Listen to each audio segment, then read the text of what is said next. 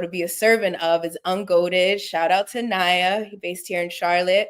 God put it on her heart to start an experience, entertainment, and lifestyle brand, really, that focuses on putting God first, being ungoated, right? We all think we have to be the goat, and understanding that you're actually a sheep, you're his sheep, and he's our good shepherd. And as long as you submit to Jesus, you're able to be great and have way more blessings and just experience the fullness of life that we're really looking for. I love that. Shout out to that. Shout out to the business. And I pray, matter of fact, I know that y'all will go far. So shout out to you. Thank you.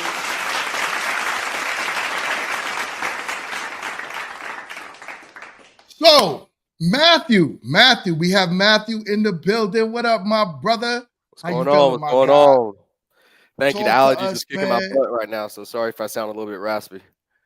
Nah, man, it was happening to all. You in North Carolina, right? If I'm correct. Charlotte, so born and raised. That's right. It's happening to all of us right now. So do me a favor, same thing, my guy. I would love for you to give a shout out about yourself, who you are, and any businesses or anything you'd like to shout out. Feel free to do so. Yeah, absolutely. First and foremost, thank you for having me on the show. Man of God, first and foremost. Apart from Jesus, I am nothing. So just grateful to be here. So I'm fully investment licensed, mortgage licensed, life insurance licensed. So I build wealth for people, a lot of people. And so that's the business that I'm building right now. We just broke into the Hispanic marketplace too. So really, really excited, really just to hold the door open for more families of color especially, to get introduced to professional wealth management. And then on the flip side, for people who would like an opportunity to grow their career, we're always looking for great people to help expand what we do. So I appreciate you having me on. No, I appreciate you for being here. Shout out to that as well. I love it. And as y'all can see, Kit has a shoddy Wi-Fi. It is going in and out.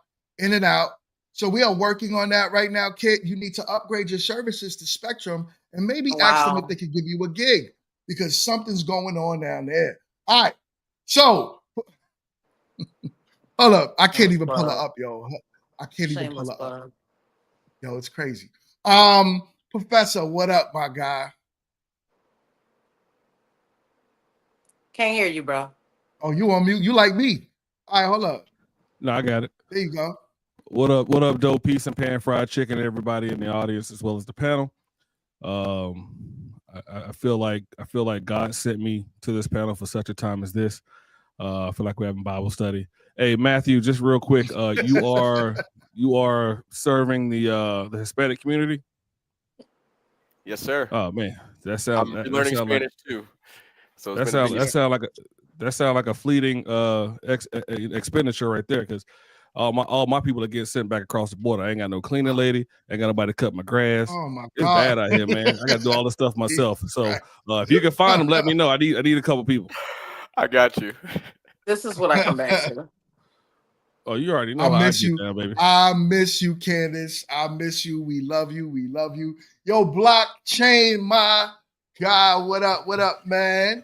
Hey, tell me something good, G. I can't complain. What up? So what you got going on? Yeah, well, we know what Blockchain got going on. He got his new channel going on. He's working on. And when would you have some reaction videos for us, man? Let the audience know what they got to look out for. Somebody paid me not to put the first one I did out. So wow. I'm working on 2 through 10 now, but the first one that I talked about, I was paid not to put out. So yeah, it's kind of heavy over here. I'm not trying to make friends. That's crazy. So yeah, it's gonna take a second. Yeah, I mean, but you know, getting caught up is not necessarily good for brands, and I'm the king of catching people up. So you know, make it work. I know. But you know I got you, and whatever I got to do on this side, man, you let me know. Candace, what up? They send the money orders from the basement Blockchain? No, I got a Zelle. But Mingo, in my intro, you know what I'm saying, I got you. It's like one of the first prominent people in the intro I did. I'm shouting out like everyone who showed me or taught me or gave me something as far as game goes. So you're the first one up. So I appreciate you. I appreciate you, man. Definitely, you held this channel down for a long time at this point, and the least I could do is be there for you, however I can. So, it's nothing Appreciate to me, it. man. Thank you, my brother, for real. And Candice, we miss you so much. It's been like 3 weeks we ain't see you. Yeah. What's going on? You all right? I love you. What up? You back? Talk to us. I'm good. Just been taking a break since I released my book on Amazon. I'm getting some things in order, making some business plans, making sure my businesses are structured correctly so nobody can get my stuff. But I'm Okay. good and I'm happy to be back. Period. Can you send me that link so Yeah. that way I could promote it as well? I will. Also, please send me that as soon as you can. Also, I got one of my guys who just came out with a T-shirt as well. I'm gonna also start promoting his T-shirts, and we out here promoting businesses, man. Because I want people to flourish. I want people to be successful. If I have a platform, let's utilize it to actually grow as a community. So shout out to that. Shout out to the panel. I'm ready to have a great conversation today. What up to everybody that's in the chat? Shout out to y'all that's here early. All my mods that's in the building. What up, what up, what up? I see you. Also, special shout out to our girl, Queen Lala. What up, what up? Hope all is well with you and your family. And Skinny, what up? Skinny is in the building, and D, and on there next, and the gang is starting to roll in. I love it. All right, look, I have a good topic for y'all today, right? And all of y'all seen the thumbnail, right? It's when will you be picked? Y'all all know I'm a big marriage guy. I'm big on trying to get us together. You know what I'm saying? Hence the show Meet to Marry, right? So with that being said, I know y'all probably seen some of this from my dear wifey, my dear future wifey podcast, where he actually interviewed Kendra G. And here goes Kit Struggle Wi-Fi again. There she goes. What's up, Kit? Leave my baby alone. Hey, YouTube friendly today. I love you. Put your finger down. That was a all right. so Before I move on, because I didn't give you an opportunity because your Wi-Fi is trash, I didn't give you an opportunity to talk about what you got going on. So I know you have some stuff going on. You want to talk about it real quick? Sure. Can you guys hear me? Am I clear? Like, we can hear you. We definitely can't see you though. You look like blur. Like, do I really? That's enough. That's enough. We get it. Yeah, why are you doing her like that? I'm just saying. Like, am I lying? Okay. I don't. It's crazy because y'all look super clear on my end, and I can see me clear. I don't know what's going on. We look super clear on our end too. I miss you too, GMT. That's all it is. Clearly, you haven't had enough of me in your life, and you just miss me. And I get it because I would miss me too. So, let's see. I actually do have a couple of things going on. Working with a couple of marketing groups to get a couple of projects out. So I'll be able to tell you all more in like the next couple of weeks. My birthday actually falls on the 50th episode of this thing. So, shout out to me. Exactly. Thank you. Thank you for my horns. The ones that I actually like, not the little generic ones GMT be throwing out there. And actually, the apparel line for the cannabis brand is actually getting ready to drop. I've been dropping a lot of mock-ups and things. It's a lot of cute things for ladies. It's some really, interesting things for dudes. So it's going to be a lot of fun. Definitely make sure you check that out. I actually put the link in under my pictures. So if you guys grab that, you can actually be on the nose. So when the drop happens, you'll actually see all the other stuff that's happening too. So lots of stuff going on, but it's all good. Ready for it. I love it. I love it.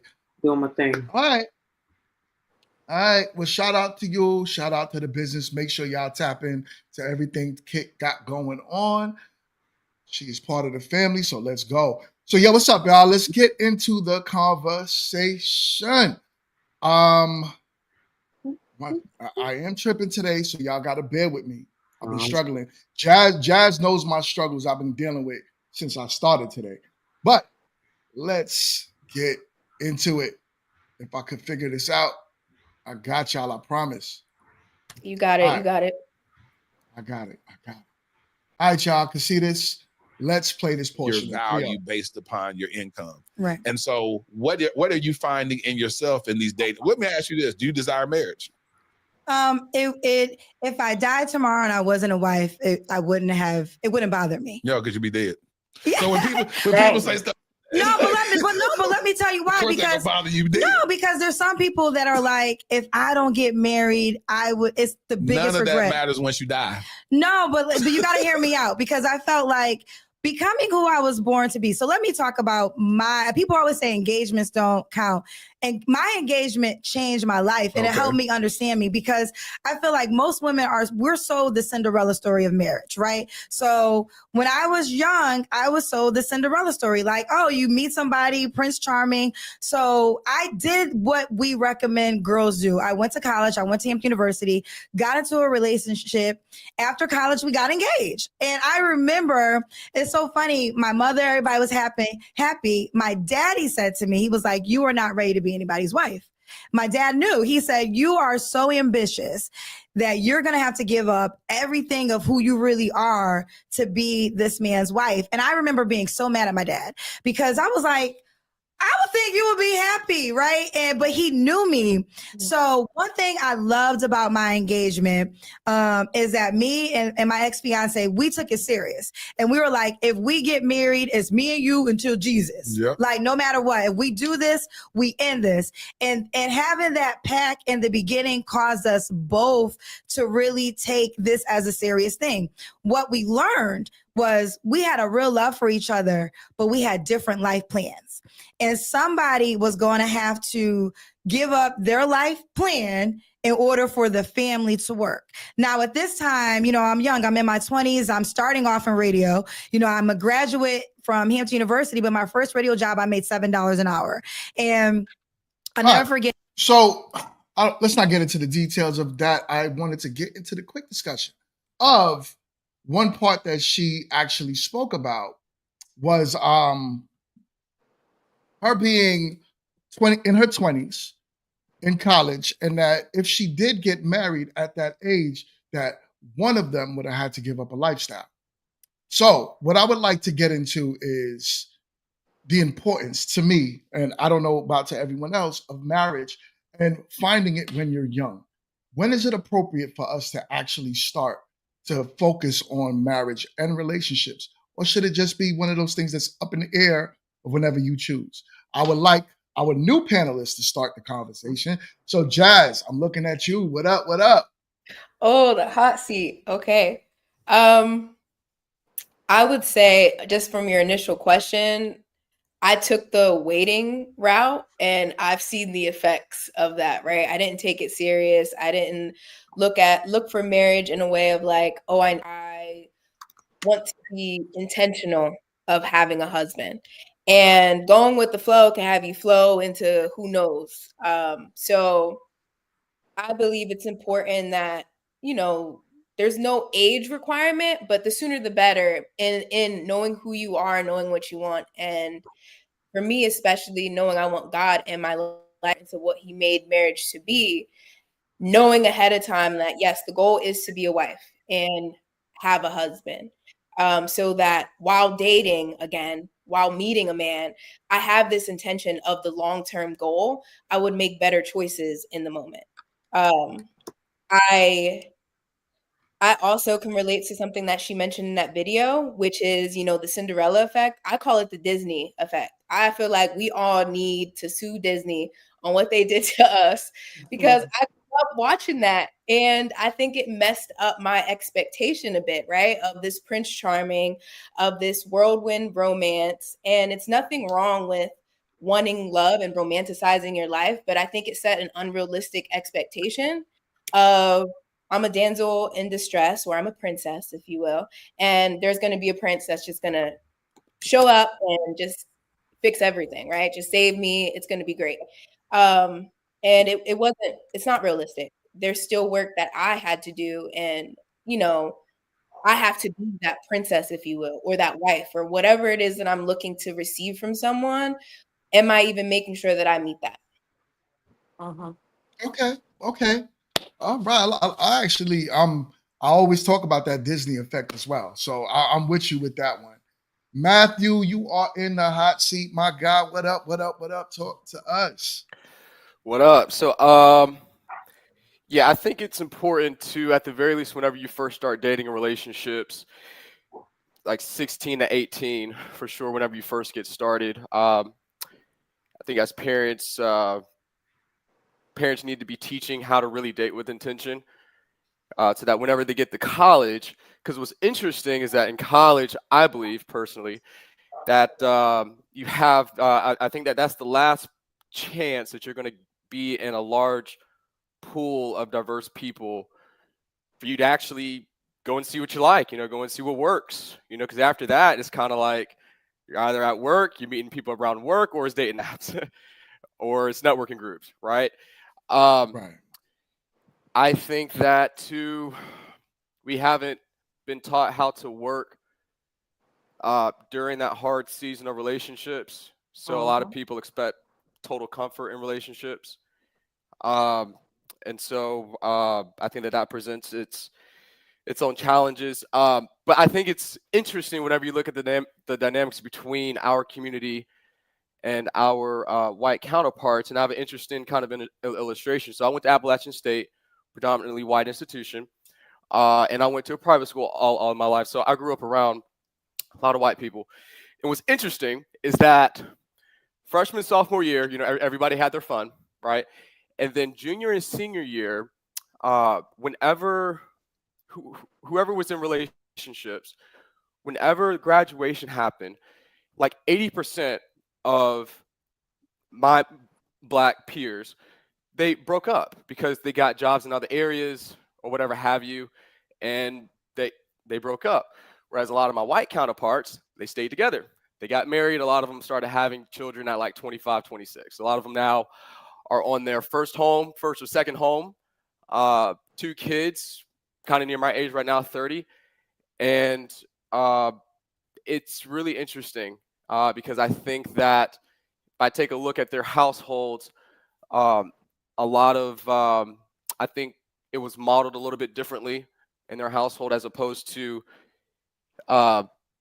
in our community. But I would even say now the biggest thing is that whenever we go to college, we're really taught to go to college to get a job, not really go to college to go find a husband or go find a wife. And I think if you're intentional about that, I think your approach would be different. So I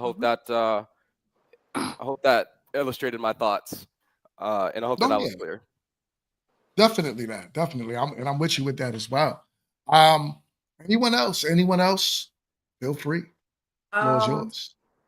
So objectively speaking, everybody comes from different backgrounds. So I would say, in short, I would think when someone is emotionally aware. Things are different for everyone. If you were sheltered and not taught certain things when you were a child, there's certain things that you shouldn't get into. People that may have gone to college right after high school, there's certain things that you are not exposed to at that moment that has not prepared you for marriage. So even though you can start preparing yourself to be positioned to handle marriage, if you are going to be effective in marriage and you want to have the least amount of issues as possible, I do not think immediately after 17 or 18 or whatever is a time to be getting married, unless you grew up in a family that was well educated, emotionally aware, and that prepared you for that.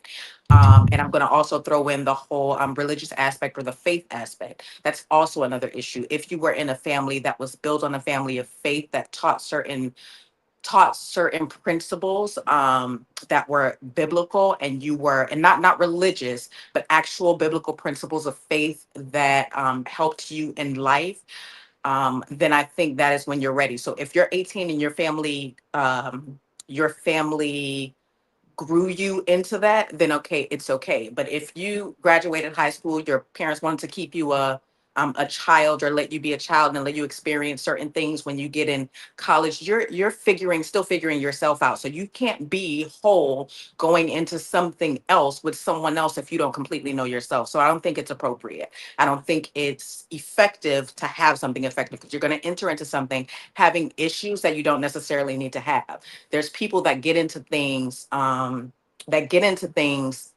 out of because of happenstance, not because of an actual thought out choice. Then you have to learn. Like when people have to grow up fast, same thing. So I think that the opportune time is not necessarily any age, but it's when you are emotionally aware about yourself and you have your things together, so you don't bring trouble into somebody else's life or someone else to take care of you. When you're completely an adult, I think that is the best time. But that thing doesn't happen all the time. So that's So me. to follow what you're saying, right? Are you saying that there shouldn't be an age, from what I heard you say? So it could be 30, 40. But what happens to a lot of people that get depressed because they waited till 40 and that's not an opportune time, let's say, to start a family? I'm gonna also say, if you're depressed when you're 40, then it's a different There's issue. something else. Yeah, it's a different issue. It's a completely different issue. You're depressed because you're not married at 40. It's a different issue. You're lonely inside. There's something that you're missing, and marriage is not going to fix that anyway. So that's a I different think issue. it goes back to what you were saying of that self-work. Like the age doesn't necessarily tell when you're ready, but if you don't know yourself and you didn't spend that time of knowing who you are and being happy with that. Mhm. Something that I realized too that can be a setback is marriage as idolatry.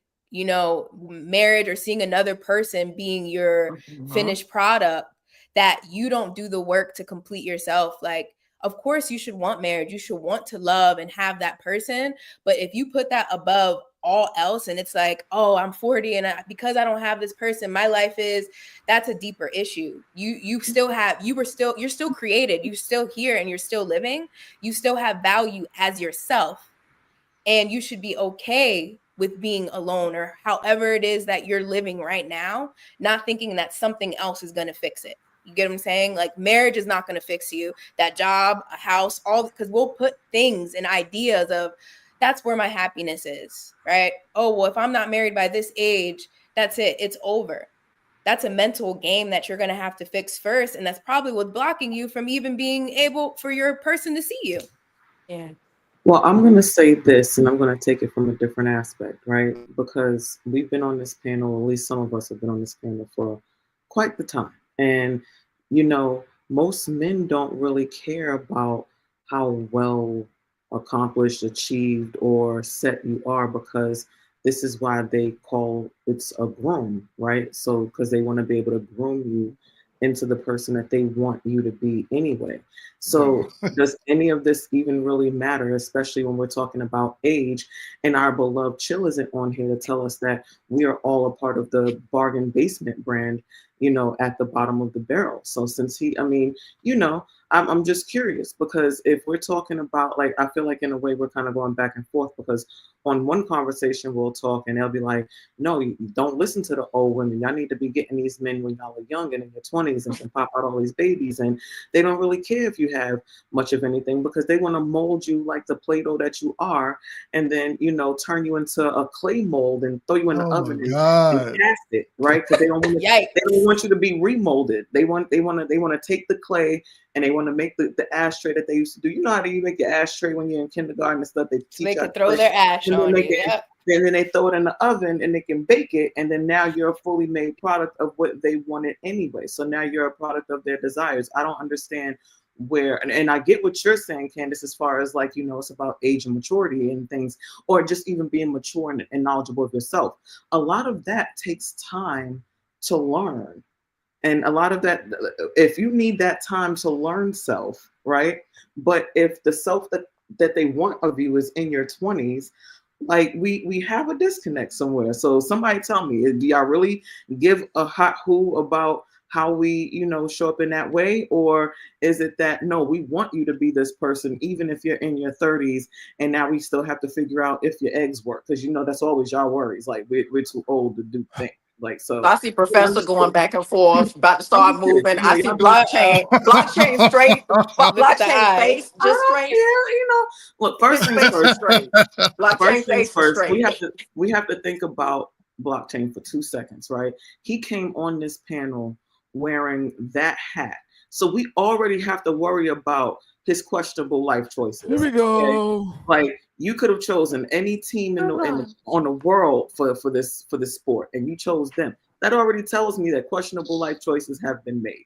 So again, I'm okay with it. I take my things how they come. I'm just curious. Do you want us young and dumb so that y'all can mold us?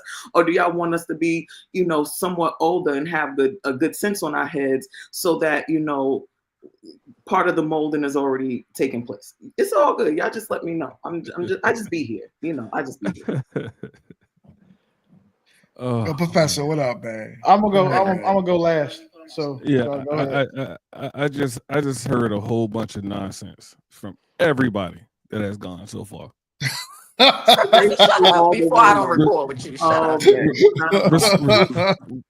I respectfully we already know what Trumpy Bear about to say. Go ahead, baby. Go ahead. We already know what Trumpy Bear. Blockchain, I think you're on mute, Blockchain. So we're talking about there should not be an age requirement. That's false. There is an age requirement. As women, I don't care about the outliers. As women, you have a certain time period. Your womb is like aged milk. It's gonna spoil at some point. So if you want to get married and have kids, there needs to be an age range on it. Secondly, I'll get tired of hearing about I was young and dumb. You're 24, 25. If you was able to go to school and hold down a job, you're not young and dumb. The decisions you made are the decisions you have to live with. I don't want to hear that. Thirdly, I'm getting tired of hearing about the Disneyfication of what's going on. Listen, I saw a white woman live with 7 dwarfs, and I saw a broom dance. That's fantasy. If you can't decipher fantasy from real life, then we need to have another conversation. Fourthly, Kendra G's father told her 100% wrong. She should not have tried to do that career. She should have built with that man. She was talking about having a career at $7 an hour. Come on now. The man would have provided a different lifestyle for her, and she still could have had what she wanted. I said this and I say this again. Our women go to school to prove they don't need a man, and other women go to school to prove they to go find a man. So I get tired of hearing women go to school, get these degrees, whatever their degrees are, and then come out with no man. You need to get married early because we need to couple early. I talked about this on another episode of my own show. The median household income in North Carolina, Charlotte, is $78,000. To live comfortably in North Carolina is $92,612. The only way you do it is by coupling. A lot of people aren't coming out. Black men are making 58, black women are making 51. So the only way we're able to live comfortably in the city of Charlotte and other surrounding areas is to couple with each other. Lastly, I know Matt said something. You said, we need to look at our parents. But how can parents teach you intention when they're out here having unintentional children? So that's the issue I have. I can't teach you intention when all my kids were unintentional, when all my kids have 2 or 3 different baby daddies. So at the end of the day, we need to get back to, hey, we're getting married younger, whether you get divorced or not, because you guys, a lot of you guys were talking out of a lot of people here were talking out of being scared and waiting for this and waiting for that. I've talked about people waiting for God to send them a man, or people blocking their blessings, or I need to find my husband. At the end of the day, you need to be a wife before the man finds you. Period, point blank. So if you're not already a wife, you need to figure that out. And God sent a lot of things, including his son. So he sent you a man. You got to know how to recognize it. And I'll land my plane. And thank you, Professor. And I'll take it one step further. That's why the reason I expressed what I saw at Appalachian State. Because everyone who wanted families that was white counterparts, they went to school, they found a wife or a husband. By 25, they were married on their first child. We were still doing hot girl summer. That's what it is. I mean, I saw it. They're also taught that way, right? Like you go a lot of think about the degrees of a lot of our Caucasian sister counterparts, right? They're not really, they're like, oh, I went to school for this, so I went to school for that, because they weren't really trying to go for something where it was like grandiose on their career path or education. They were going to scout with men, with who's in finance. They was husband hunting. They had 4 years to do it. They was out here on the prowl. Whereas we were taught, you don't go to you go to school and you get educated. You find you get into the best programs. You get attached to the best ideas and people. You look at the things that you can help to enact and make change. Like, we weren't taught to go and find a spouse. We were taught to go and be the brightest and the best that we could be, so that when we do hit our career path, we've already got these accolades and things behind us. So I mean, what Matthew was saying, I mean, and this is coming, look, Matthew, I too was educated at, the Caucasoids of educational processes. So I too understand. Don't let my Nefertiti braids and oh man. I have absolutely really appreciate been that point. educated there. Yeah. And that is literally how it goes. Like, we were taught a different narrative. The narrative that they were taught were like, you got 4 years to go find you somebody that's going to take care of you for the rest of the 50. Where we was like, we were taught you can't rely on one of them. We were taught you can't rely on one of them to potentially take care of you for the 50. So make sure that no matter what, you can do it yourself. We were taught different narratives, and different outcomes came from those narratives. My 94-year-old grandmother just told me, like, maybe a week and a half ago, like, you come from strong women, right? Like, you ain't grow up to be no wussy. So we ain't wussified around here. My 94-year-old grandmother. Okay. So again, what? Yeah. Your Wi-Fi. And the professor, that's a comment you chose to highlight. Yeah, well, no, the more she talked, the more blurry she got. It's not my fault. Like, I was looking at it. Yo, it's so wild, because I was looking at it from my Facebook, and I look clear on Facebook. Like, I don't know what people are seeing. This wild shit. Yeah, you definitely made a great point. And then, Professor, I'll touch on a point that because I look at a lot of people's finances, and what's interesting is that, I think that you are supposed to build young, and even if the goal is for the husband to become the sole provider, it's okay to start with our money. But I think we're so separated, and what ends up happening is that you're right. The best way to build wealth is together. There's no way this world was not built for single people at all. And I think the other thing that people don't take into account is that we're assuming we're always going to be employed. We're always going to have great health. But what happens when one of those things goes away? And you need a spouse to help you get down the stairs, or to clean your butt, right? Or whatever. And we don't think about those things. I thought he was going to say clean your attic. Look, I was trying not to use profane words on live. So I caught myself like mid-word. But Professor, all great points, and Kit, great points as well. Somebody was in the comments. So recognizes good pointedry. I just want to. So what I've taken from this is that it's our parents' fault that we go to college to prove that we don't need men. It's white people's parents' fault to prove, because they go to college to prove they need to go find a husband.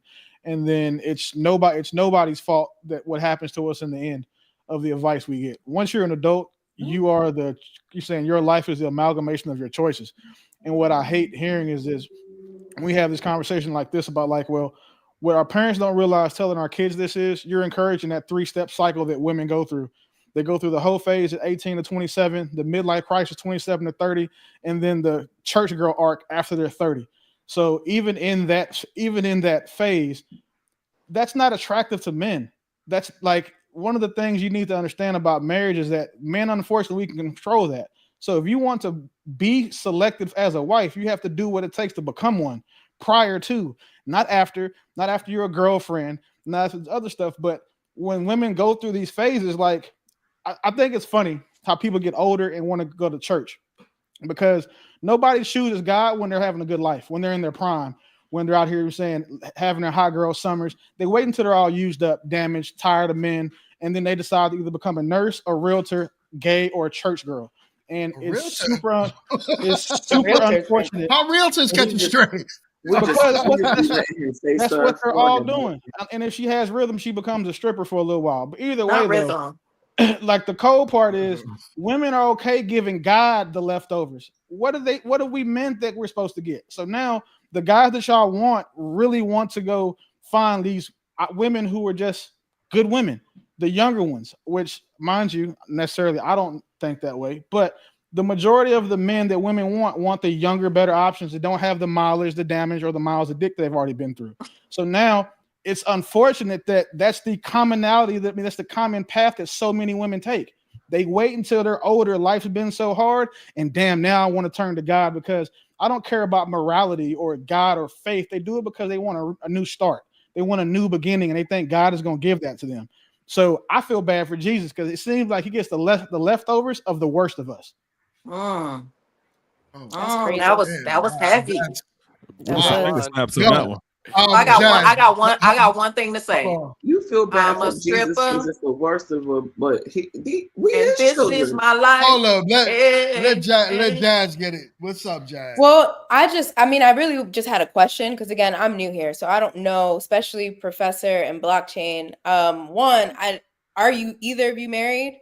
Two, you have strong ideations or views of a woman's point, but I also want to hear, since you are a man, how are you being chosen if you're not married, especially, or if you are married, what made you choose? Because it seems that you're speaking a lot about the woman's perspective, which is great. As a strong man, give it. But like you talk about a whole phase, like did you yourself experience a whole phase? Like as a man, can you share your experience and what your path is, what your life cycle is, what are the phases? And if you're not married, why haven't you been? Professor, I got you. So this is easy. So you said personal experience. Why am I speaking on it? Because I'm a guy that checks off 90% of the boxes that every woman looks for. When you grade us on paper, I check those boxes. So then there's that. Well, and then I do want to clarify. I didn't ask why. It was more so I want to hear your perspective and if you are single. One of your questions was, how are we choosing and why are we choosing that way? This is why. Because I choose the way that I can because I check most of the boxes. I know that if I get with a woman, her parents will be glad that I chose her. I understand that. I understand that her father will be, okay, you know what? That guy is okay taking care of my daughter. So knowing that to be the case, no, I'm not married. I've been married before. But the cool part for me is I've had 6 first dates. I've been in 4 long-term relationships. One of them doesn't count because her husband and kids showed up. I know nothing about them, right? But the other 4, I was married, either married to or dated for 5 to 6, 7, whatever plus years. So the thing is, for a man in my position not to get married, not being married is easy. I can get married today, or Monday when the court opens, to someone that I actually desire and checks my boxes.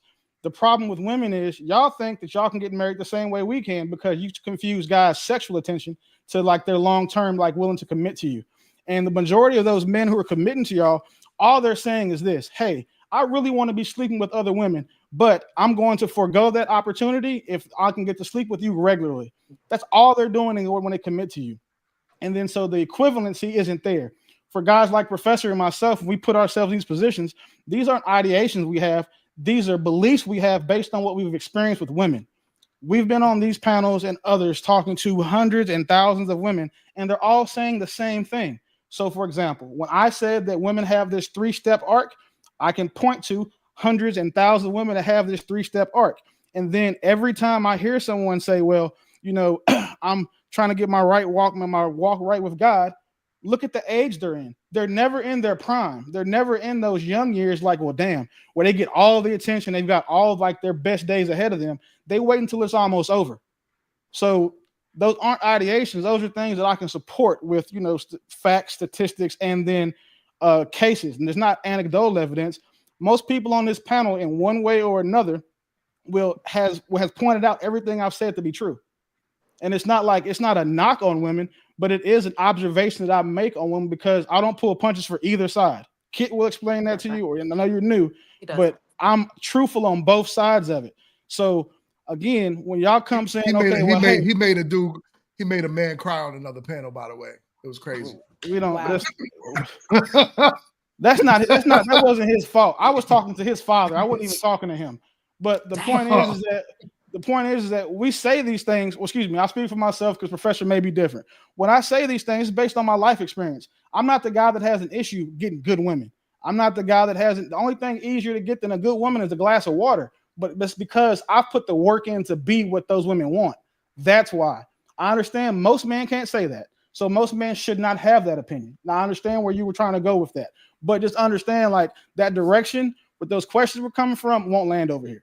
I can't speak for Professor, but as far as I'm concerned, like, my name and my reputation speaks for itself. Well, there was no ill motive in me asking. I truly didn't know you. Not ill motive. I don't think yeah, that there was ill motive, but the direction those questions go from, it's common. But women say, well, why aren't you married? Which is the question you ask. I'm not married because I haven't chosen someone to be. I've been married before. I was married for 14 years. No one else knows that, though. But Professor, same thing. It's not hard for us to get married because we're the ones choosing. So it's hard for us to find women worth choosing, which is, y'all so worried about finding the one instead of being the one. And well, let me ask you this though, just out of curiosity for the fellas. So what if you actually became better when you got older? Because everyone always likes to say, oh, well, men do. That's what we do. That's what we have to. Yeah, men have to. Women don't. Y'all don't get better as y'all age. Y'all get more experienced. And that's not necessarily a good thing. Right. And as men, we have to actually. Can you elaborate on that? I'll give you. I was about to say.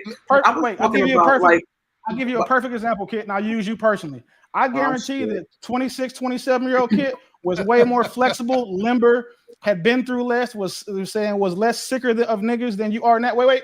And all the things that men care about, you were less on the wrong end of, because just for the simple fact that you were younger. So like this, at 26, doing all that nasty stuff we want to do to you was probably a lot more easy because you don't have to stretch first. But now you're 40. If I try to fold you like a pretzel, your knees and shit might start popping. That stuff matters. Get Jerome on this line real quick.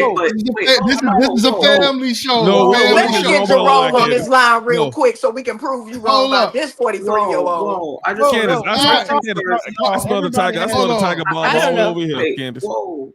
I just want to put this out here because we're not going to throw someone on my name. No, we're not throwing. It's not about you. Just an example. Wait, I know. As the example, I fold like origami, baby, because this old chick she does what she does. Okay, average person doesn't. I've been stretching since I was 9. Because what we're not going to do is make it seem like I don't think it like that. So kid, it's not about you personally. That out on somebody else. Generally speaking, generally speaking, because look at it this way too. The average 40-year-old black woman is overweight, short, and had a hard. Come on now, don't say short. On average, no, we're not talking about like my height in it. We're not talking about like short. Excuse me. Okay, I'll use something else. I thought we was like 5 steps from eternity just 2 seconds ago. We good. We fine. I'm just saying that for what guys look for, the older you get, the further away the average woman gets from what he's looking for. That's all I'm saying. It doesn't mean, now mind you, no man on earth should tell a woman that she is. What the fuck is wrong with my dog? Anyway, no man should tell a woman. Is it a girl dog? No, it's a boy. But he's a puppy. He's just a big puppy. Anyway, no man on earth should tell a woman you are worth less as a person because you are older or because you have children. But as far as the dating market goes, when the asset is your suitability for the partner you want, you are definitely worth less as you get older to the majority of the men that you're looking for. Does that mean that you guys need to do anything different? It depends on what you want your outcomes to be. But if you think that waiting until it's okay to wait till you're 30, 35, 40 years old to start trying to find a husband, that's counterintuitive to actually what you say you want your outcome to be, because then you don't know your audience. The men that you want better women than what they're seeing at their age. That's why guys date younger. It's not because we want to mold you or like groom you or all the other stuff Kit said. Like, that shit was cute, but I understand where you're coming from as a woman. But it's literally the same reason why, like, all those things she was talking about, y'all hate this analogy, but it's the best one. When a guy buys a car, we know what comes with that: maintenance, gas, insurance. We know those things come with it, right? But what we also would try to do is things that are going to minimize the risk we take on buying that car. So you want a lower model car, you want a newer year model. We want a car that doesn't have any safety recalls. We want a car that hasn't been wrecked before. We want a car that has a clean Carfax. And in y'all case, you know, we call it the whatever facts. So it's the same thing when we pick women. We want women to fall in them same categories, and there's nothing wrong with that, because I would want my daughter to be picked by a man who can command that of her. Like a dude who can't provide from a woman can't say, I want a woman with a low body count. No, you need to have her with a high body count. Some of them ex-boyfriends can help y'all fight when y'all get beat up, or so she can go have somebody to get money from. But like the guys that y'all want can command y'all not to have those things because we have so many options. I'm just saying, I know that might be true for other people, but I know that some people actually it's not true. It's not true for you, kid. But here's the thing. Here's the thing, right? We talk value a lot, right? And when we look at that, you look at men. Men have to naturally. Now, I want to get this off the women. I want to look at the men in this instance. We naturally have to work on doing one major thing, is gaining value in life. We're not intrinsically born with value, right? We can have value to our moms, our, sisters, and the people around us. But naturally, the value that we have to get has to be earned. We have to get respect in the world. We have to now build ourselves up financially. Most women don't want a broke man. You don't want to deal with a man that didn't do anything. Like, if all I did was play video games all day, you're not going to respect me. Even if I made a little bit of money, you want to at least know that I did something in life, respectfully so. So that's what we're talking about with the men, that it's different when it's men and women. Women naturally are born with their value. So, and I know this is an old statement, a lot of people say it, but naturally your beauty can get you far. It takes a beautiful woman can sit on a yacht tomorrow with a millionaire if she wanted to at 21. I can't. I gotta buy the yacht. That's just how it goes. Exactly. You know what I'm saying? And that's the only way I'm sitting on a yacht. So that's where we talk about the difference in value. So it makes sense for women to utilize their value when they're younger to solidify the future that they want. Until us men, we have to gain respect at around 35, 40 to now be able to buy that yacht so you can sit on with it. There you go. Is that your dog? Is that your dog what walking is around? That? What? Yeah, it might have been him. I wanted to touch on something. I don't know how far back you can go, but I don't even remember his name. Somebody said something in regards to nobody can be in this world alone. Being married or being with someone, you become more of yourself. Now, I agree with that. Just thinking biblically. In relationship, when you're in relationship with anybody, when you're in community or in relationship with anybody, you have people that challenge you in certain ways.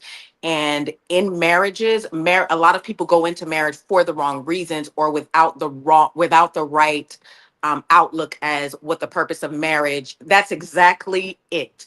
Without the purpose of what the purpose of marriage truly is, which is to sanctify.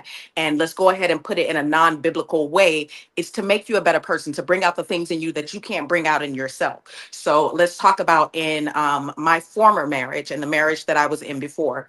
I was married for 23 years. I got married young. So I was raised I was raised in two areas, and my grandfather did both. I was raised to be a woman that got her own. I've had a business since I was 15 years old, and I was also raised to be a wife. I was always raised to care for my husband, to be in the position to be a wife, but I was also raised to make sure that I not let any man wife me. So that being said, there's a lot of things that made who I am today that I would not have had if I wasn't challenged with the things that I was challenged with as a young wife. So I was married at 23. I got with my husband at 19. And in my current relationship, even though I'm 43 years old and in this relationship, of course, it's moving towards marriage, it is something that is also developing me into the things that God needs to come out of me, because he needs it to come out of me. I didn't go to God because of a relationship thing or whatever. I was in a horrible car accident, and I saw God in a whole new way, and that's why I went to God. So in that, in being a relationship, that's something that has molded me. And yes, it is just like Men are Christ on earth. It's a woman's Christ on earth, or your husband is your Christ on earth. So he is positioned to mold you. He is positioned to mold you, and women are moldable. That's just how things go. So I just wanted to kind of say that in regards to what Kit said, and also support certain things that Block and Professor said in whatever way that he said it. But I know him, so I know he meant well, child.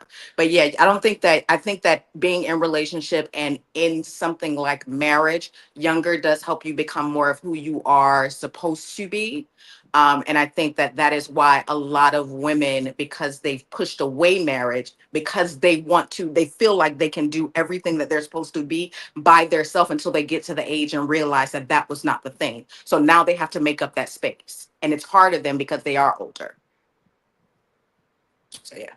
That's kind of heavy. I feel like shit. I got to be somebody Christ on earth. There's some big shoes to fill. But you already are, though. Block, with who you are. You have to understand. You already provide that. You already are that. It's not about you. You have to be somebody's Christ on earth. It just is. You already have the things that are inbred in you. When I hear you speak past all the BS, when I hear you speak, you already have that. That's you something that literally when just said it. You said you're what? You would be the top contender, and any woman would be happy to be with you. I didn't say that. It was a summarized version in the sense of you are confident enough to know that tomorrow, would you say Monday you can get married? Yeah. If you wanted to. So if you had a wife, would you save your wife? Save my wife from what? Your wife. I'm not talking about any woman. Your wife from anything. Would you save your wife from passing away? Or No. That's not what I said. Don't put words in my mouth. Stay out my business. Block. Wait. Well, then answer the question. Answer the question. I'm talking to blockchain. I'm talking to blockchain. I'm listening. I'm listening. I'm talking to blockchain. Blockchain. You're knowing who you are. Knowing who you are. If you chose somebody to be your wife. Mm-hmm. Put yourself in there. You chose somebody to be your wife. Would you save her? So if you chose somebody to be your wife, you know she has the right mind to not put herself in situations that are ridiculous for you to save her from. Would you save her? Oh, I watched the world burn to save my wife. You are her Christ on earth, my love. Oh, okay. Well, you just said, Jesus and his son. I mean, God and his son. I take them. I get it. I get it. That's all I was asking. I get it. For my wife, for my wife, I'll blow up. I'll fight, a handful of handicapped kids to save my wife. That's fine. Yeah. Look, blockchain. Look, let me tell you something. Look, only $19 a month. Look, I get it. Knock them all out. Okay, out the chairs and everything. I'll knock all these children over. Handicapped kids, studs, homeless people, whatever. For my wife. All right, point made. Now, Professor, what you want to argue about? Not a fly in the eyes too. I don't want to argue about anything. I just want you to ask more specific questions. You just said, "Would you?" I did. You just not on that level. Blockchain understood. Okay. I'm on a very high level, Candace. I know one thing. Y'all be choosing violence, and I don't understand. I be wanting peace in the Middle East. That's how the world works. And watermelon that black people love. Like, I don't know. That's how the world works, and that's why the respect between men is what it is, because we know we always have the option to go nuclear. If you say the wrong thing to the wrong man, violence is next. Like, that's one of the things that men protect women from. Because if we didn't protect y'all from that, y'all wouldn't talk to us crazy, or y'all wouldn't think that it was okay to be disrespectful to men. Because the average man, shut your face. I ain't never been disrespectful. The average man is not going to put his hands on a woman at the same way he will put his hands on another man for being disrespectful. So we've made you guys feel safe in that. So we protect y'all from that, from yourselves, because again, just say, as bad as you've cussed a man out before, Kit, and I know you because I know you've cussed a man out before. If a man cussed every week, if a man cussed Professor out like that, it would be, there is a violent outcome. If they were to cuss me out like that, we're going on t-shirts now, because respect is real and violence is the universal currency of respect between men. So hold up, Jazz. Hold up, Jazz has something to say. I saw Jazz face. Jazz was like, her face. She leaned back, like face to play got no different. part in activities, and Trying I've to Right. process. Well, I saw her face. yo, There's some things that you don't need to process. You'll get it. This is your first time on the panel, my love. And for y'all in the comments, don't come for us. We family. We can talk Back like up. this. Move. We can talk I like know this. We one family. thing. We be loving on each other in the background. I know one thing. I just want Jesus to come and get his children together because y'all are ungrateful. Oh my God. You need to feed that dog. I mean, I don't need to feed this dog nothing. What is wrong with the baby? He wanted to be on. He wouldn't stop crying because he wasn't on camera. Well, there you go. well, bring him up here. He probably cute. Put him on camera. And Candace, you're right, because I walked on water 2 weeks ago. So we are crazy. You know what? You ain't walking on no water. You might be I did. walking, but you ain't walking. I promise you. It was frozen water, but I walked on it. That was the water. Yo, let me hear. That's what I got on top of. Hold on, y'all. Hold on. Let me hear from Matthew. Matthew, what's good, man? Matthew been in the background just cheesing and laughing. He been there laughing the whole time. Yo, he has been kicking the whole time. Matthew over there trying to find a Spanish person to write a policy for. Like, can you please come back? He sent you across the border too. Hey man, I need an IUL, man. Let me get your information so I can get some more life insurance set up. Oh man, no. On a real note, though, I think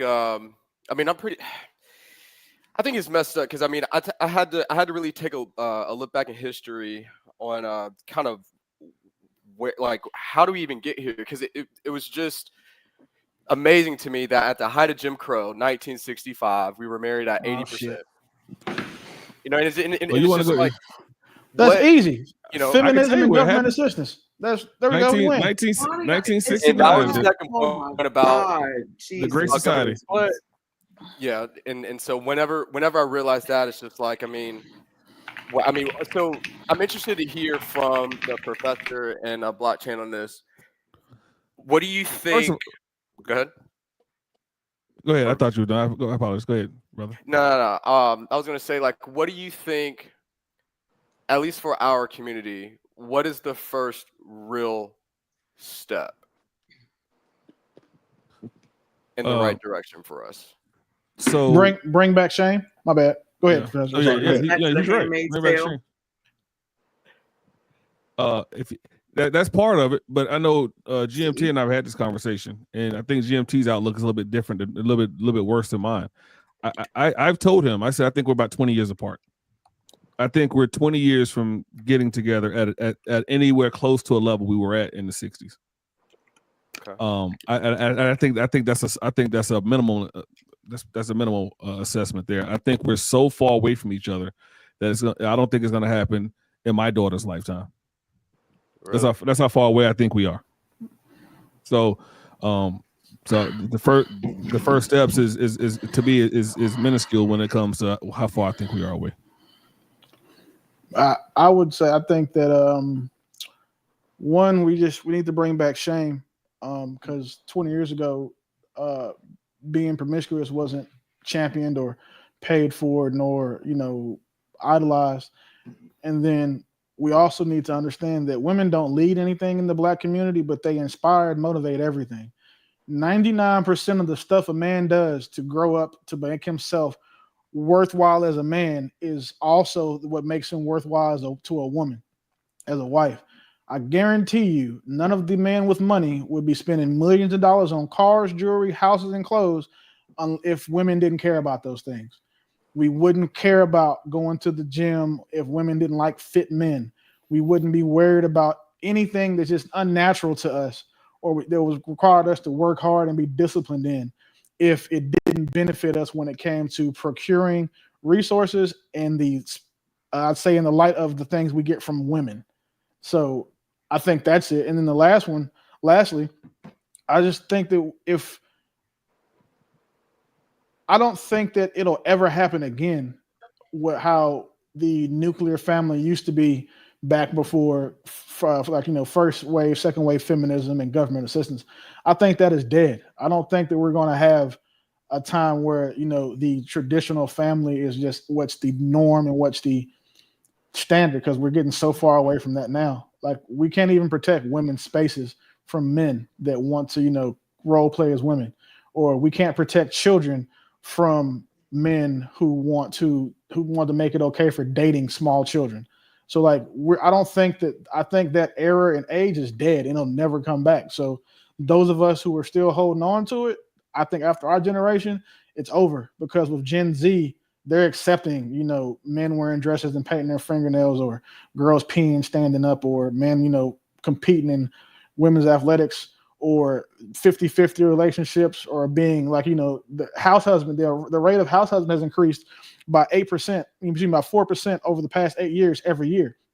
So now there's more men staying at home and tending the kids. So I don't think that we'll ever go back to that. So if that's what you want, find someone that can actually give it to you, or get ready to adapt. But here's the thing about tradition. Wait, I just want to say this though, right? Traditions are created and then continue, right?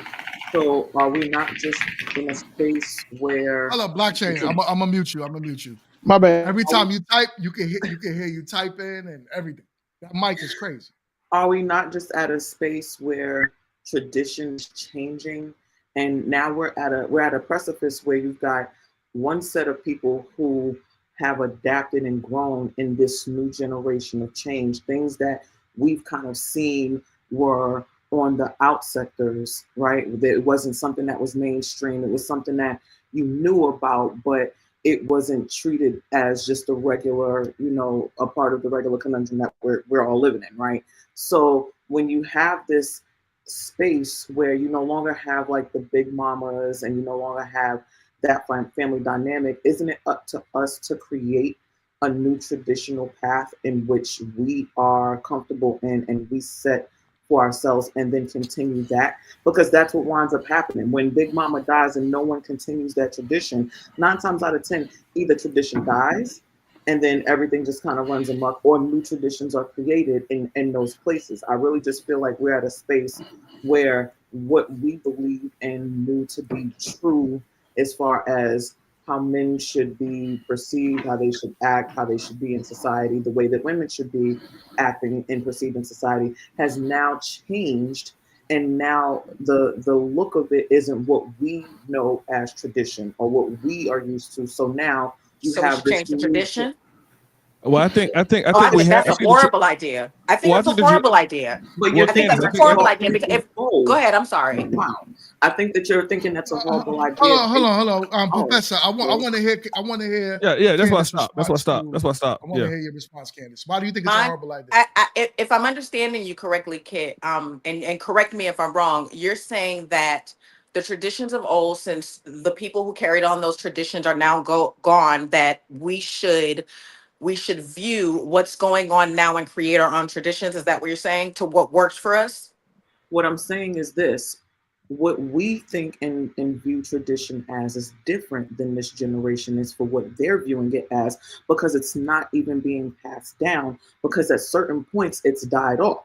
So now who's going to be the resurrector of this old tradition when you have all of these new, things that are now a part of our society and commonplace that weren't even a thought back then? Again, it was always the funny uncle was always something that was talked about, but it wasn't like mainstream. Like the one dressing with the nails and whatever, that was something that was like talked about, but it wasn't like in this huge pocket. So what we view as tradition and what we view as what should be isn't what they see in this generation. We have 40-year-old grandparents now.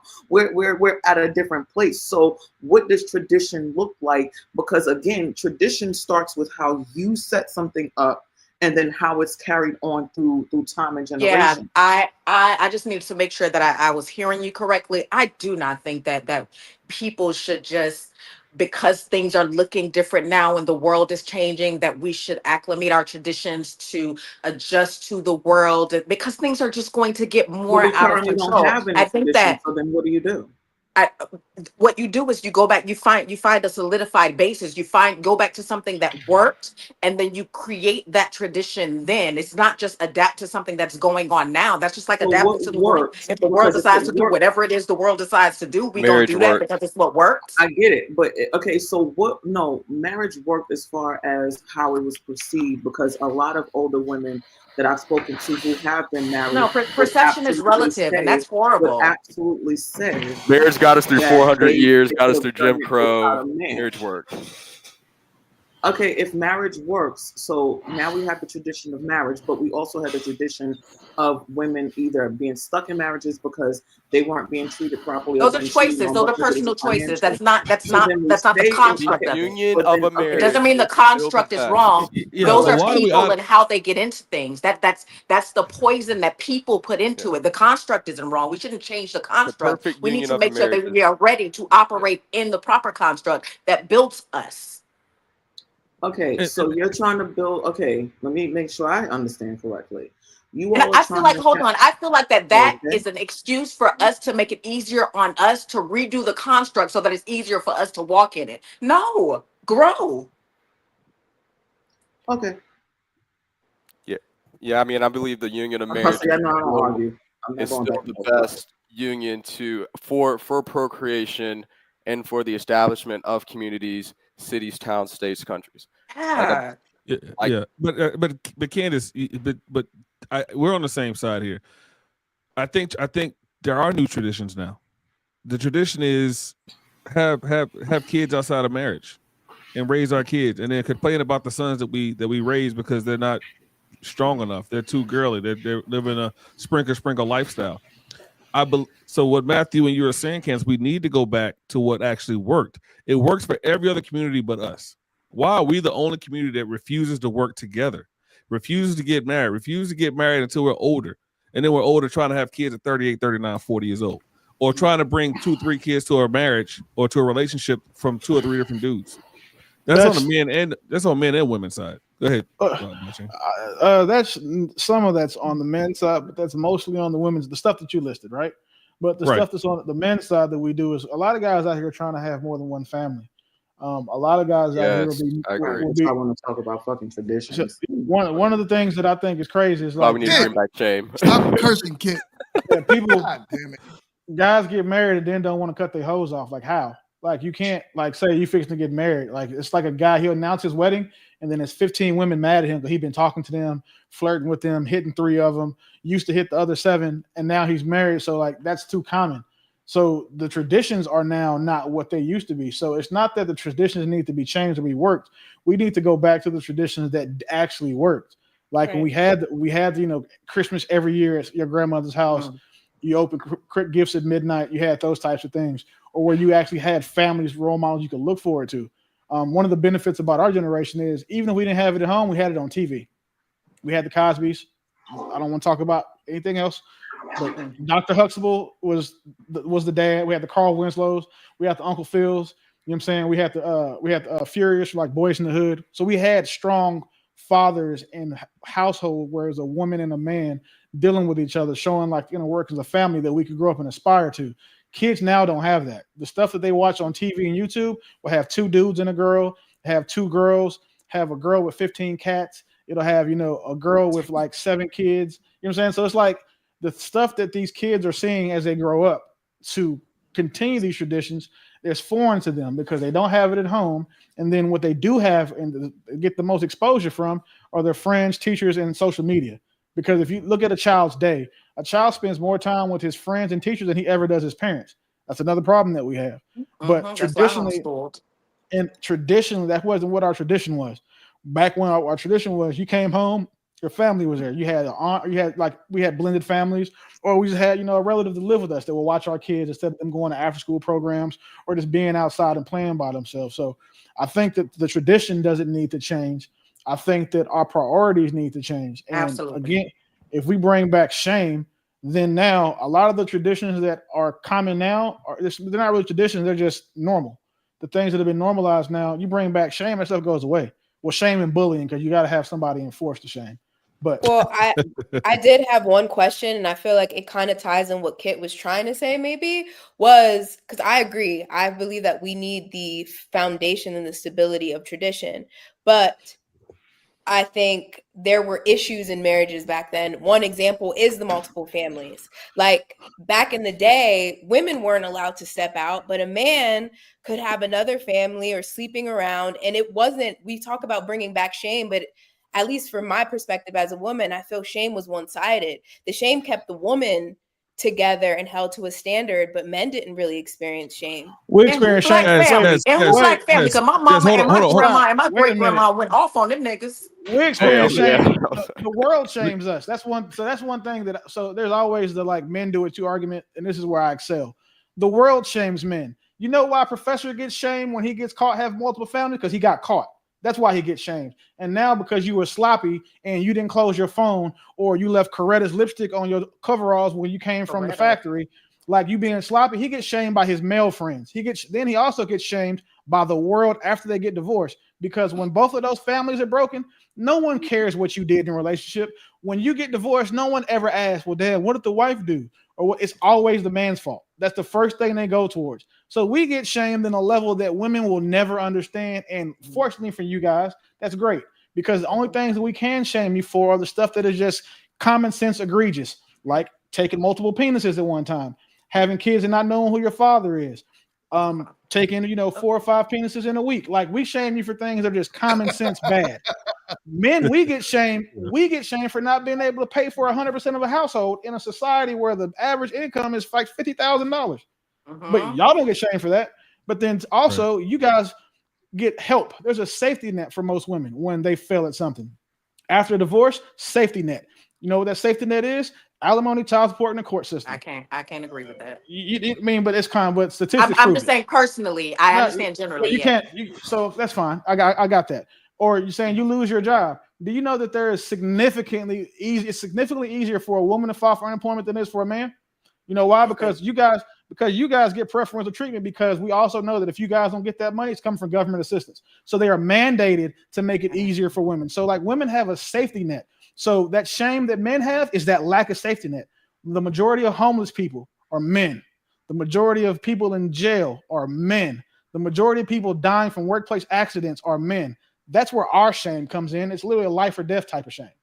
Yeah, and let's not get it twisted, because the cheating rate is not that much different than it was back in the day, and a lot of women didn't stay because of bad relationships, and there's a reason that we had the connotation of the milkman's baby. So women were cheating just as much as men were.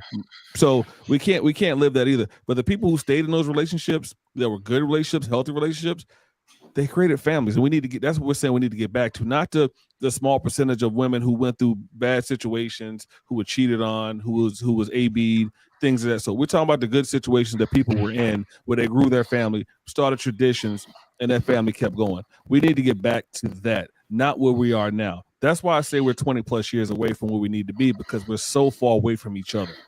Okay, so I'm gonna go back to what I was saying, because round of applause for the panel. Y'all did your knockout big one. I love my crew. But let me be very clear about what I was saying. For one, without change, there's no evolution. We don't evolve. You feel what I'm saying? And that doesn't mean that the traditions of old can't be used. It's just about how it is within the society that we currently live in. Y'all are trying to bring a society of yesterday in today, and we already see, based on how society behaves today, that is something that is not necessarily functional, right? I'm talking about, like, again, if you want to have like traditions as far as like families and marriages, I'm all for that. Like that's a great tradition to have, right? But there are also, other traditions that may not serve well as far as where we are as a society now, that we can say, okay, you know what? As we evolve as people, because we can't remain the same, there's no growth there. I don't even know why anybody would want to stay and remain the same like that. Like, why are we not edging to grow in a better place that puts us in a better space, right? And within traditions, we should, even if it's the same thing going on, we have to think about the new people that are coming into these traditions. It's not like, You have people who have grown up with a whole bunch of traditions. Candace, let me let you say whatever it is you need to say so you can stop making me I'm just listening. Go ahead. Are you sure? Because your face is doing more Yeah, I'm listening sure. than If I had something to say, I would say it. Go ahead. I'm listening. Okay, I'm Yo, just her checking. face looked like everything you said smelled like shit. Right. That's what I'm just trying to make sure. I'm not gonna say that Because word. you know me. I like everybody to get it out. Like from here. But I want you to get it out because we keep going. Go ahead. Like I said, y'all are gonna feel how y'all feel, and y'all already know how I am. So it is what it is. But I just personally feel like tradition wise, you know, we have to, even if we want to keep some traditions, let's say we want to keep marriage, right? We have to evolve and look at what marriage looks like today, right? Are we trying to just have like Professor said, like, no, I think it was blockchain. There's more men staying at home now. That's not a traditional thing from before, because a lot of women are making more money than some men now, depending on the relationship and the dynamic, right? You got more men staying at home. That's not a traditional thing. But as we evolve and as people, that may be the new family dynamic that we're in. You know, the woman is making more money, so the man might be working from home even. We don't know. But what I'm saying is that if we're looking at just keeping it as a traditional husband, wife, that you're going to have problems because you're in a society that does not subscribe to that. Like they're not taking the pill of, I need a man. We got men. Look, we got people that we literally be trying to, you know, get together, and dudes be acting wild crazy sometimes. Like you and vice versa on women too. Again, all I'm saying is that as far as tradition goes, some things I believe absolutely should be there. Other things need to evolve to include the people of now so that it can continue to grow and continue into a tradition. That's all I'm saying. So I don't think having a traditional marriage, when I say a traditional marriage, as far as the tradition of marriage, I don't think that means that within a marriage that everything has to be exactly the same. Right. So what we're saying is, because every marriage is different, what works in that marriage, and no one can judge that. But it's having the right attitude and having the right focus and the outlook. Both people have to have it. So I think what we're talking about is just the institution of marriage, right, and creating that tradition and what marriage brings, as far as having the right mindset when you're going into marriage. Not saying that, oh, I'm getting married so that this person can just make me happy for the rest of my life. No, we have to go into marriage understanding what the purpose of marriage is from the root of it. So that tradition, not necessarily the woman has to stay home. Now, me coming from a biblical perspective or from a faith perspective, I just think that things kind of work better when things are done where the man goes out and and earns by the sweat of his brow, or whatever the case may be. And the woman carries and nurtures and does what she's supposed to do, goes out and purchases the field when he goes out, looks and sees what she's going to buy and purchases the field and multiplies that, because we are natural multipliers. I think that it works better like that. My children were homeschooled. It worked. But being in the society that we're in now, whatever works. Right now, in the relationship that I'm in, we came together. We're a blended family now. So right now, because we both went through what we went through, we both were married before, and we are still rebuilding from our marriages. Even though we are working towards marriage, we are still doing what we have to do individually to, one, heal from what we've had to heal from, but we're two, working together to build that traditional marriage so that we can grow in the way that's going to compound, like compound interest as opposed to adding. I'm about multiplication, and marriage does that. Let me be very clear. Wait, hold up. Wait, I need to address something, because y'all already know I will burn this whole thing down. Oaken, I don't know what your beef or your issue is, bro. I don't know what I said about that. I want the host to rule. I don't know Stay out the comments. Why are you in the comments? But we like Oaken, and I like for Oaken to make. I like Oaken, just like the Orkin man. We like Oaken. We want to make sure that Oaken ain't out here, you know, being a bug in our panel. And so I want to make sure that he understands that I am not. I just want to make sure he understands. Hold up, blockchain. I gotta mute you, man. I gotta mute. Please. I just want to make sure that he understands that is not what I was saying, and I want to be very clear that nothing about what I was saying like, let the 304s rule, yay! Like that had nothing to do with it. I'm just talking about it. The reason why we have a lot of the problems that we have is because we refuse to grow from the past, and that's all I'm saying. All right, let me hear from Jazz. Jazz, what's up? I mean, honestly, how I feel right now is I want solution. Like, I like to be solution based. So this is great for us to share, our perspective. But in the end of the day, like the women, Professor says we're about 20 years out from this ideal what is it? The traditional sense of going back to what it should look like when it comes to marriage and that standard. Just getting married at that same clip we were in the 1960s. Okay. So what could we be 80%. doing? Got it. What could we be doing? Like, what are some real life, actual examples? The women to speak on the women, the men to speak on the men, on creating those marriages or things that we can implement so that we can get there. I like that. So what I want for that question, because we're all hold on, blockchain, blockchain, you got. I'm not doing nothing. What? I didn't make no noise. Where the lights come from? You down there, you look like a whole Christmas tree, and then on top but it's Dallas, I think. Again, it's a lot of noise happening. Questionable life choices. All right, Dallas. so what I want, I know, man, my people's from Dallas, man, but what I want from that question that Jazz asked, I want the women to answer this strictly from the women's perspective, and the men, I want us to answer it strictly from the male perspective on what we can do before we close the show. So I would like to start with our new panelist, Matthew, on this one, and we'll get a male to start with his perspective on what the men can do to get back there.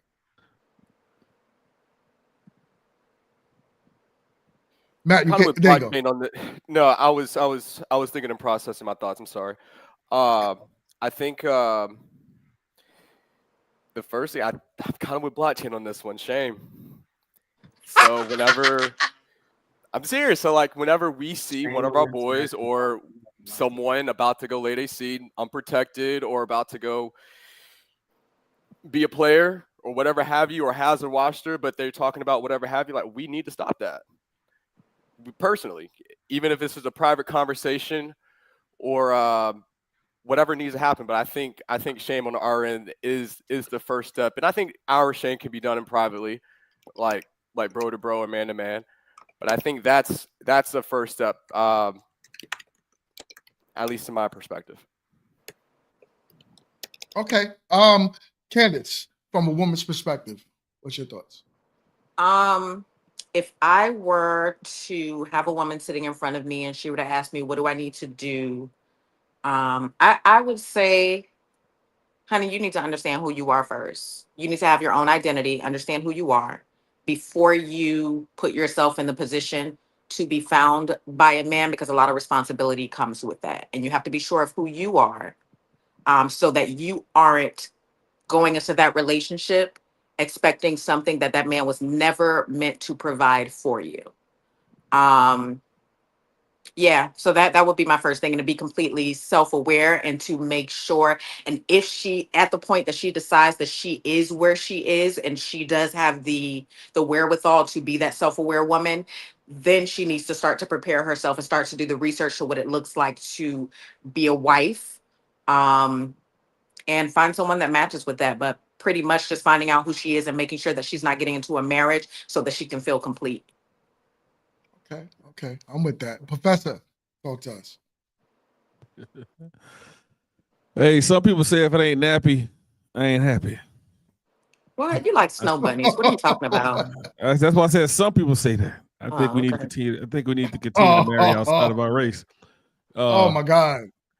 Still keep marrying outside your race. Increase that 15% to 35%. No, the thoughts of Professor does not represent anyone on this the panel at all. No, you got to go GMT. No, the thoughts and ideas of TDP, the professor, have nothing and no withholding as the actual panel for grown men. Thank you. Thank you. Yeah. Thank you. It ain't white. If it ain't white, it ain't right. No, listen. With the right voice. Listen. That is diabolical. Oh my gosh. If she uses my comb, don't bring her home. No, listen.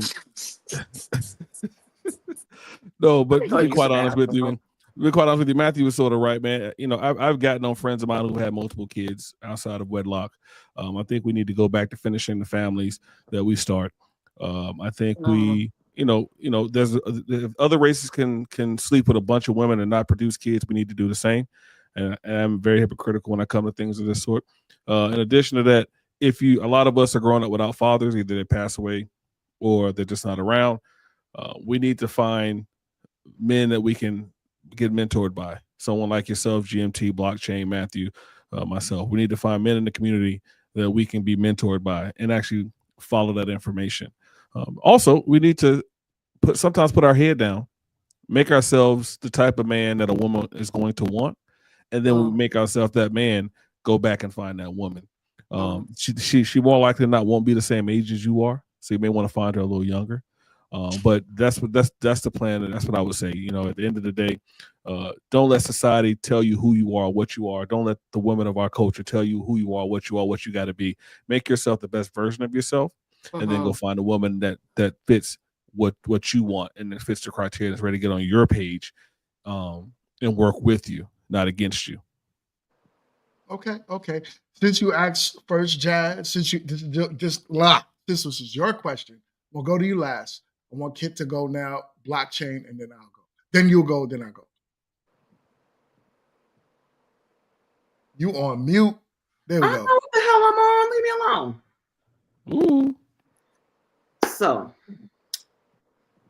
how do we? What was the question again? I was getting somebody together in the chat. What happened? What would you tell a woman? What would you tell a woman? Like, what do women need to do to, I guess, bridge the divide or to be ready for marriage? Or what would you tell a woman in regards to that?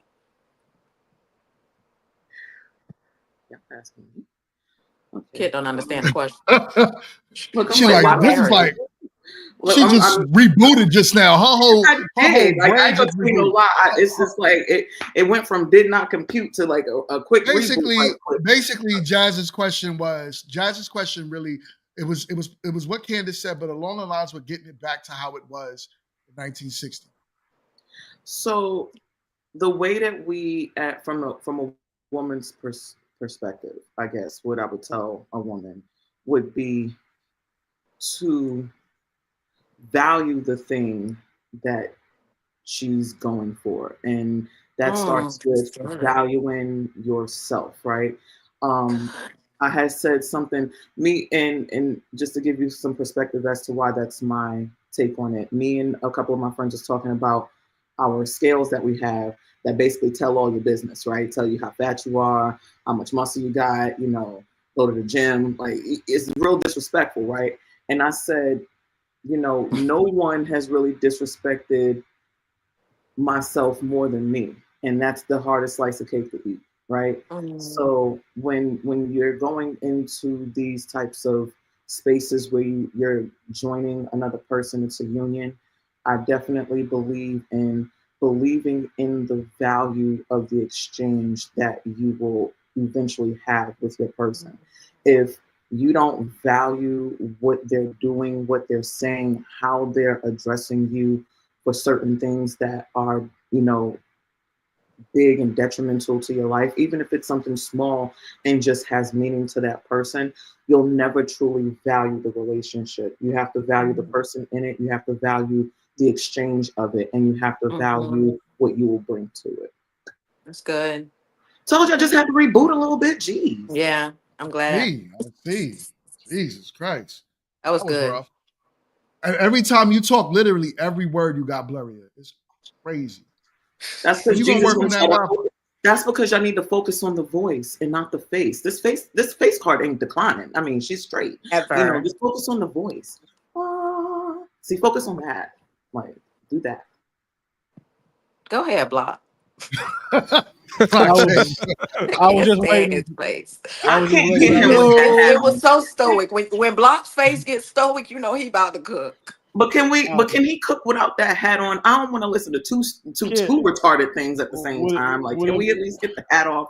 Like, listen, just because you're on a flip phone right now does not mean that my hat is retarded. First things first, flip phones came back popular. You tried it. No, but you're on a Motorola Razr. Like, you got the little snake foot on your phone. But that's cool. one you got a caller set up. Listen. I'll take it off. You happy now? Yes, I can hear you. Damn. I can hear your words. That's crazy work. So there was 3 things that I was going to say, but Professor took one, but I had a different reason for it. But it ties into my first one, which is stop dating them. Because at the end of the day, if you want to stop giving somebody a safety net, you have to stop being that for them. I think a lot of women won't change because they know that there's men whose standards are so low, they'll accept them anyway, especially if they look good. So I think that if men would just completely detach from dating Black women and talking about the men that Black women actually want, because the rest of y'all don't count. And sorry, fellas, but the majority of men that we're talking about, that 20% they actually want, would stop dating them, they'll get their act together. And the only reason why is because that they know that they don't have a choice then. They know they have a choice now. They can go out and be the biggest 304s, the most disrespectful, the most masculine, the most insufferable, the most brisk, the most brolic women possible. But they know it's a sucker somewhere who's going to take them eventually at their worst, and their 4, 5, 6 kids and 9 baby daddies. But if we just collectively stopped being willing to date them, then they would stop, because white men aren't checking for Black women. Nobody else is checking for Black women except for Black men at the rate that Black women want to be checked for. Globally speaking, Black women are, westernized. American Black women are viewed as the least attractive women on earth, globally speaking. So with that being said, if we're the only ones checking for them, they're their only audience, we're the only people trying to buy them as far as, get with them and pursue them. Once we stop, that will motivate them because they have no choice. The second is just to be Hunger Games. Focus on yourself and your own survival, and stop trying to save women that aren't in your family. If it's not your sister, your mother, or one of your cousins, you're not protecting, providing for nobody. Because then that's when they'll see, well, you know what? It really is hard being a man, because I have to do all these things for myself. I got to cut my own grass. I got to protect myself when someone breaks in the house. I think that would significantly change things. And then the last one now, since Professor took one of my good ones, is we need to start teaching our kids younger. At the end of the day, women, like teaching our daughters that they need to rely on men. When you call the police for something happens, regardless of what you tell me as the feminist in you, because women are super capable, you don't want a female police officer showing up. If you have a car accident and you got to get drug out of car, you don't want Kit showing up. Not Kit. You don't want someone who is 5 foot, $150 showing up to pick up like my 6 foot, 250 pound ass. Like, so we have to start giving men, teaching women, little girls to respect men at an earlier age, because they think that they can do things in spite of a man, or we teach them to be independent. And then when they get into a relationship, we fail in teaching them to be interdependent, because when you're in a relationship, it's not 2 independent people. It's 2 people who are interdependent on one of another. You should teach your daughter to be dependent on her husband for the things that he's meant to do. And he's meant to be the thing he swore to you as a father that he would be to her. And then I think if you knock any one of those 3 things out, I would hope it'd be the little girls first, because I don't want to see the single rate or the unwed rate of Black women get any higher than it already is. Because at the end of the day, the every year after 40, you add like a 6% chance of you dying alone and unloved. So by the time you're 50, that you're 60% more likely to die alone.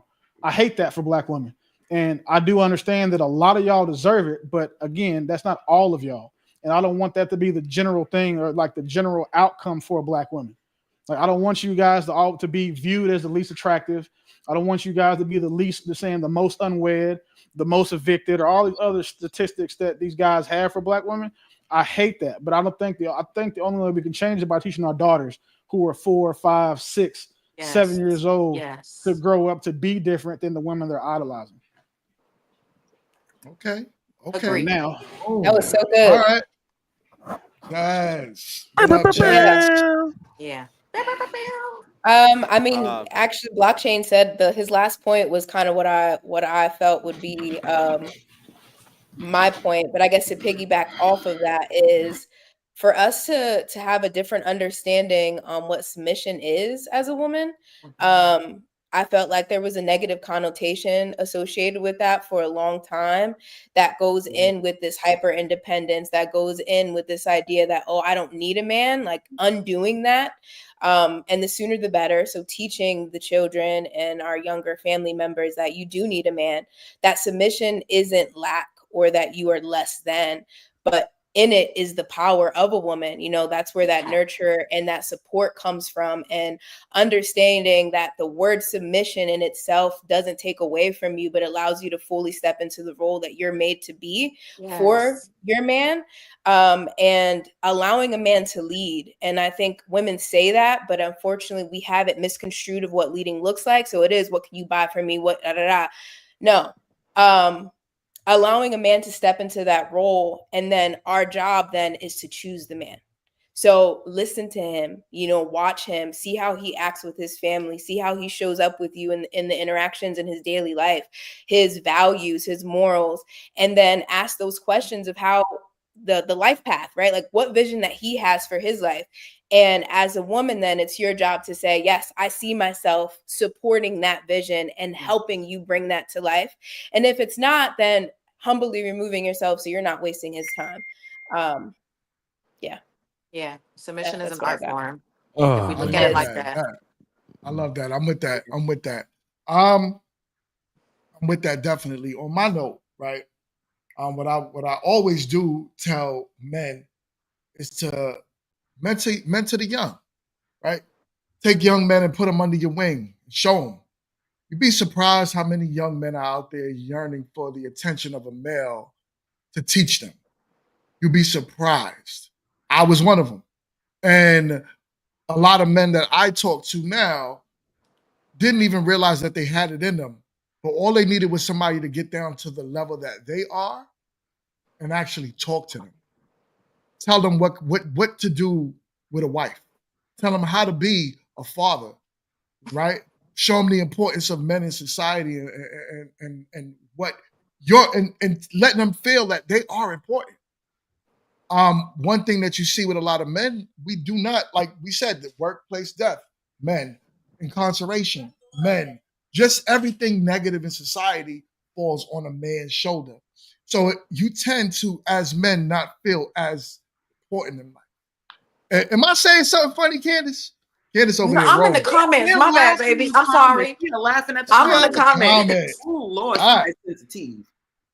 So basically it's talking to young men and showing them that they are important and letting them feel as if, since you feel that way, and when you become to feel important, you tend to want to take care of what belongs to you, which is your wife and your child, right? Mm-hmm. Or your wife and your children, because that's important next.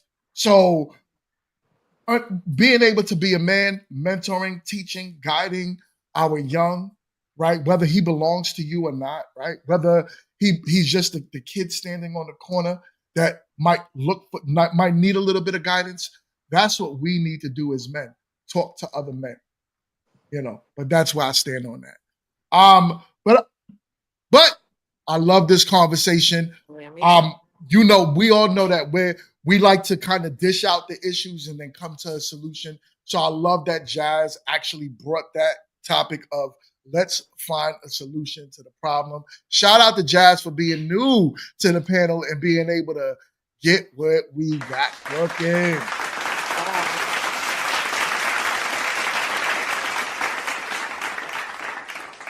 Shout out to my man Matt is in the building, brand new for the first time.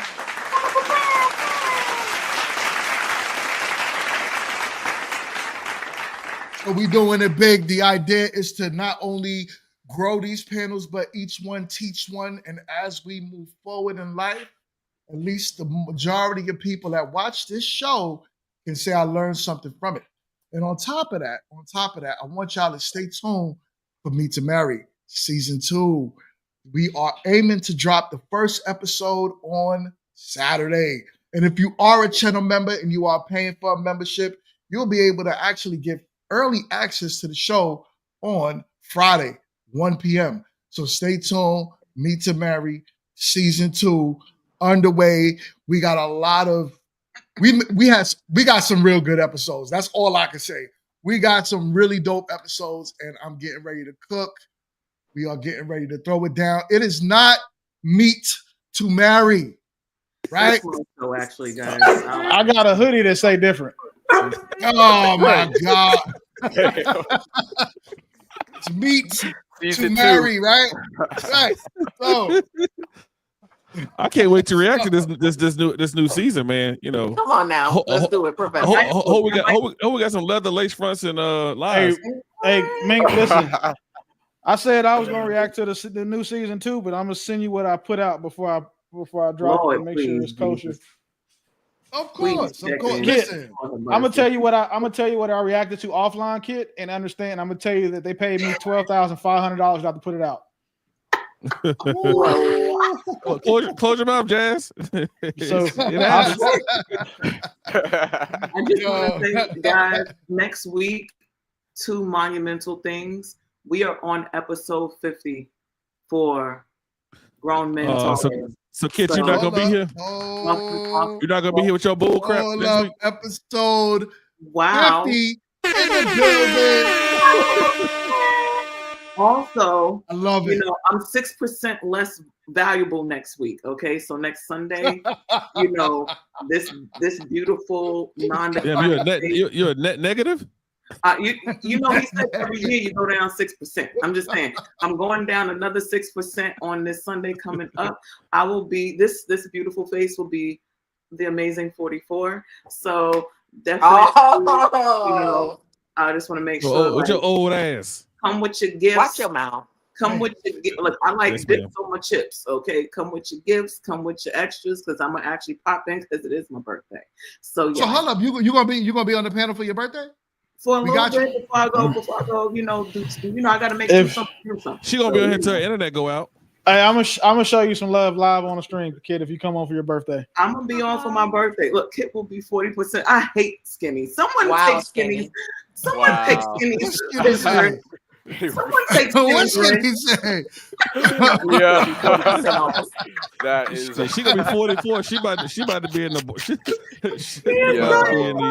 in the Goodwill rack. You better be glad I love you. I swear to God. Because you are so diabolical, and I'm here for it. You know, I'm here for all the shenanigans, so I love it. But no, I'm super excited because I mean I feel like, you know, episode 50, that's like a monumental space. You know, then celebrate my birthday, that's always lit. So I'm looking forward to it. You know, hanging out with you guys for a couple hours. But like I said, you know, it's my birthday, so I got to go make do something. But before, you know, I'm gonna come and, you know, be pretty on the campus. But yes.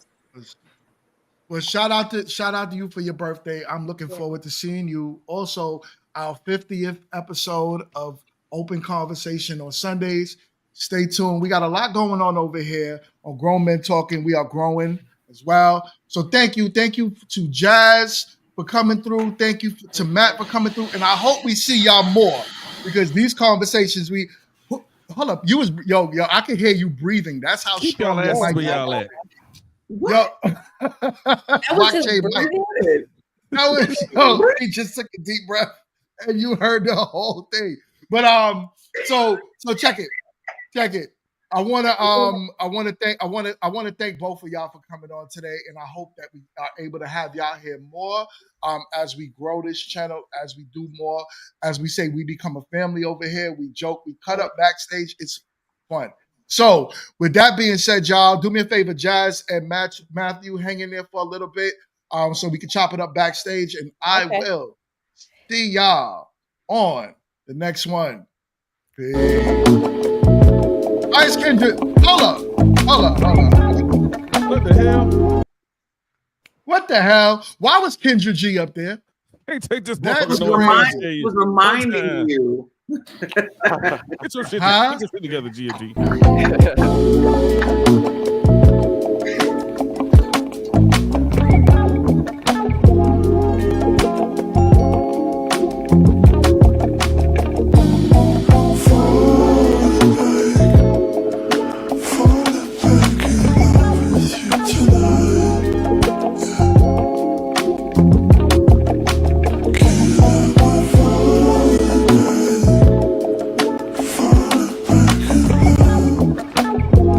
Should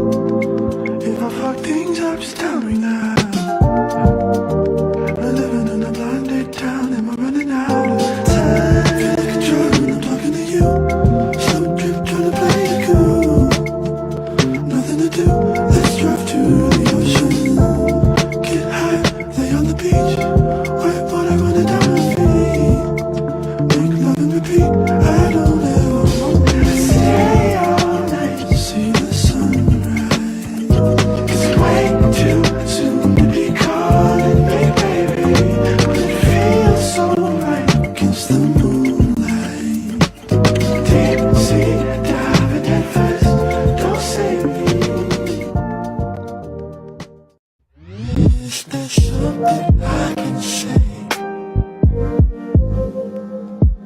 to make you wanna stay with me? Is there something I can say to make you wanna stay with me?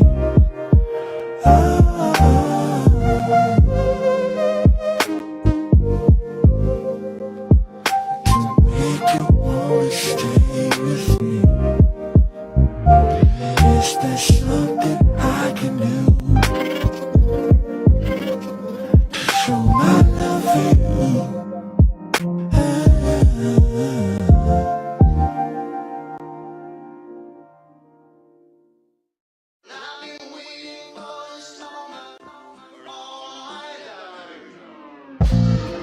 Call